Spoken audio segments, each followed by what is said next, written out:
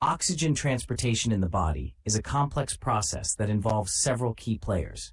Hemoglobin, a protein found in red blood cells, is responsible for carrying oxygen from the lungs to the tissues. When oxygen molecules bind to hemoglobin, they form oxyhemoglobin, which is then transported throughout the body. Myoglobin, another protein found in muscle cells, also plays a role in oxygen transportation. Myoglobin has a higher affinity for oxygen than hemoglobin, which allows it to store oxygen in muscle tissue for use during periods of increased activity. The oxyhemoglobin disassociation curve illustrates the relationship between the partial pressure of oxygen in the blood and the saturation of hemoglobin with oxygen. This curve shows that hemoglobin's affinity for oxygen decreases as the partial pressure of oxygen decreases, allowing oxygen to be released from hemoglobin and delivered to the tissues.